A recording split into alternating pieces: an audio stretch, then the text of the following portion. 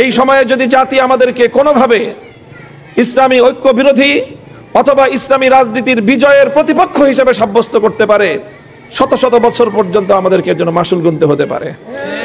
এই জন্য বৃহত্তর স্বার্থে ইসলামী রাষ্ট্র প্রতিষ্ঠার যে আমাদের আজন্ম স্বপ্ন, সেই স্বপ্নকে আরো এক কদম এগিয়ে নেওয়ার জন্য আজকের এই বাংলাদেশের চলমান এই প্রেক্ষাপটকে অনুকূল পরিবেশ বিবেচনা করে আমরা বাংলাদেশে আগামী দিনে ইসলামী রাজনীতিকে এমন এক উচ্চতায় উন্নীত করতে চাই, এবং আমি আত্মবিশ্বাসী সেটা আমরা করতে সক্ষম হব। আগামীর বাংলাদেশে রাজনৈতিক কোন সিদ্ধান্ত ইসলামপন্থীদেরকে ছাড়া গ্রহণ করা সম্ভব হবে না ইনশাআল্লাহ। প্রতিপক্ষের মুখোমুখি দাঁড়িয়ে তাকে প্রতিরোধ করা যায় না, তার সাথে মোকাবেলা করা যায় না, ভেস্তে যেতে হয়। অনেক সময় প্রতিপক্ষের সঙ্গে সময়ের সুযোগের অপেক্ষায় থেকে সঙ্গ দিয়েও নিজের আদর্শ এবং নিজের লক্ষ্য উদ্দেশ্য হাসিল করার জন্য আরও বেশি কার্যকর ভূমিকা পালন করা যায়। আমি আমির হেফাজত আজকের এই সম্মেলনের প্রধান অতিথি, বাংলাদেশের বর্তমান ওলামায়ে উম্মতের সর্বশীর্ষ রাহবার আল্লামা শাহ মুহিবুল্লাহ বাবুনগরী অতি সাম্প্রতিক যেই বিষয়ে ওলামায়ে কেরামকে উনি সতর্ক করছেন, দিক নির্দেশনা দিচ্ছেন, বিশেষ করে রাজনৈতিক অঙ্গনে কর্মরত দেশের ইসলামপন্থীদেরকে এবং বিশেষ করে কওমি অঙ্গনের ওলামায়ে দেওবন্দি ধারার রাজনৈতিক নেতৃবৃন্দকে যে নির্দেশনা তিনি প্রদান করছেন, আমার ধারণা আমি তার মূল উদ্দেশ্য অনুধাবন করতে পেরেছি।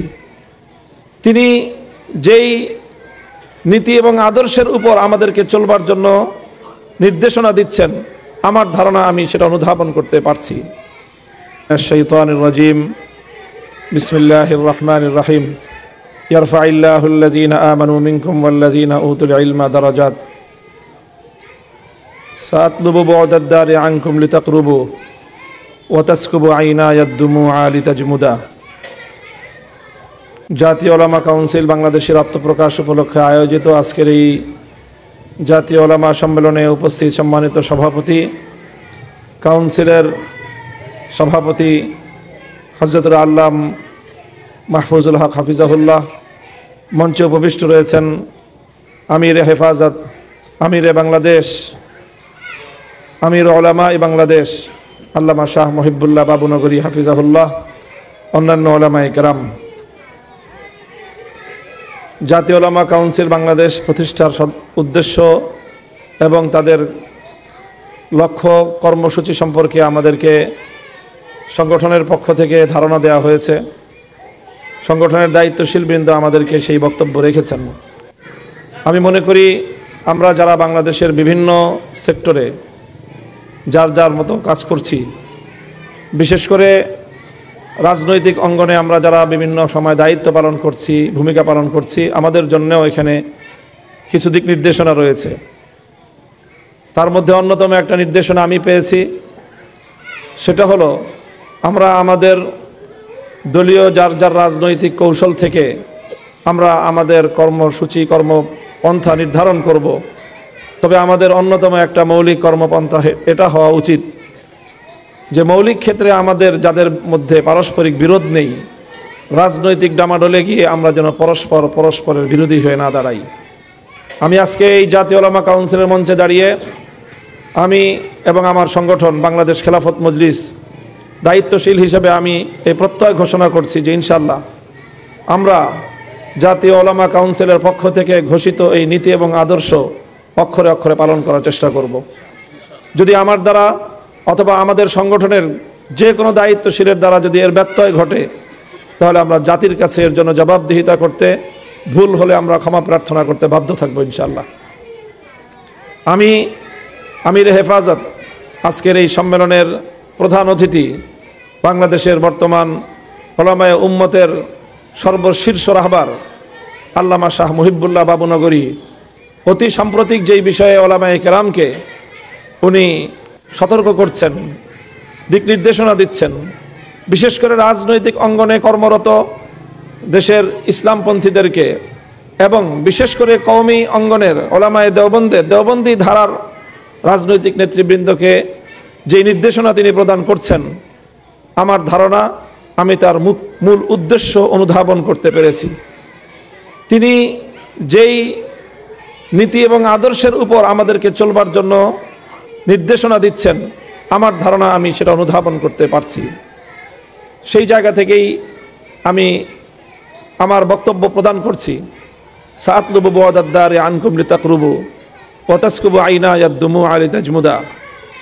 অনেক সময় প্রতিপক্ষের মুখোমুখি দাঁড়িয়ে তাকে প্রতিরোধ করা যায় না, তার সাথে মোকাবেলা করা যায় না, ভেস্তে যেতে হয়। অনেক সময়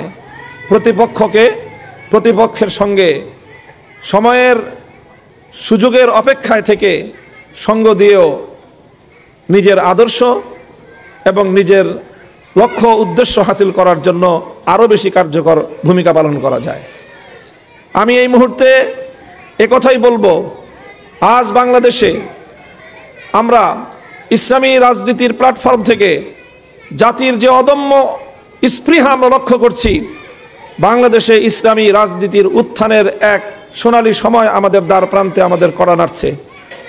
এই সময়ে যদি জাতি আমাদেরকে কোনোভাবে ইসলামী ঐক্য বিরোধী অথবা ইসলামী রাজনীতির বিজয়ের প্রতিপক্ষ হিসেবে সাব্যস্ত করতে পারে, শত শত বছর পর্যন্ত আমাদেরকে এর জন্য মাসুল গুনতে হতে পারে।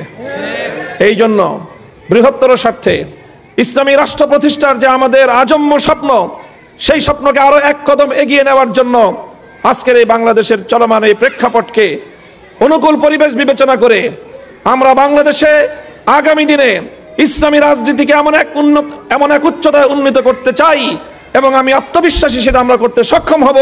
আগামীর বাংলাদেশে রাজনৈতিক কোন সিদ্ধান্ত ইসলামপন্থীদেরকে ছাড়া গ্রহণ করা সম্ভব হবে না ইনশাআল্লাহ। বাংলাদেশ জাতীয় উলামা কাউন্সিল বাংলাদেশের অগ্রযাত্রা শক্তিশালী হোক এবং দেশের আলেম সমাজের মধ্যে তারা একটা ঐক্য সূচিত করতে পারুক এবং সেই জায়গায় অন্যান্য সেক্টরে কর্মরত, বিশেষ করে রাজনৈতিক ময়দানে যারা কাজ করছেন, তাদের ধর্মীয় পরামর্শ এবং অভিভাবকত্বের জায়গায় যেন তারা ভূমিকা পালন করতে পারেন। দেশের অপরাপর ওলামা সংগঠনগুলোর সাথে বৃহত্তর একটি যোগাযোগ রক্ষা করার মধ্য দিয়ে জাতীয় উলামা কাউন্সিল বাংলাদেশ সেই রকম একটি ভূমিকা পালন করবে। শাইখুল ইসলাম আল্লামা আহমদ শফি, খতিব ওবায়দুল হক রহমতুল্লাহ আলাই, হযরত মাওলানা হারুন ইসলামাবাদী রহমতুল্লাহ আলাই, হযরত শাইখুল হাদিস আল্লামা আব্দুল মান্নান কাশিয়ানি হুজুর রহমতুল্লাহ আলাই, চার বুজুর্গের নাম আমি নিলাম, যাদের আজন্ম স্বপ্ন ছিল এই দেশে ওলামায়ে কেরামের একটি সুসংঘবদ্ধ ঐক্য গড়ে তুলে রাজনৈতিক ময়দানের আলেমদেরকে পৃষ্ঠপোষকতা দেয়া, সহযোগিতা দেয়া, প্রশ্রয় দেয়া, যে কোনো পরামর্শ দেয়া। আমি মনে করি হযরত মাওলানা মাহফুজুল হক সাহেব দামাত বারাকাতুহুম আজ বাংলাদেশের আলেম সমাজের মধ্যে তার প্রতি যে আস্থা, বিশ্বাস এবং যে সম্ভাবনা রয়েছে, তিনি তার সেই সম্ভাবনাটুকু কাজে লাগিয়ে তিনি ইসলামের এই মহান খেদমত এবং আমাদের আকাবিরিনদের রেখে যাওয়া সেই স্বপ্নটাকে তিনি বাস্তবায়ন করবেন, সেই প্রত্যাশা ব্যক্ত করে জাতীয় উলামা কাউন্সিল বাংলাদেশের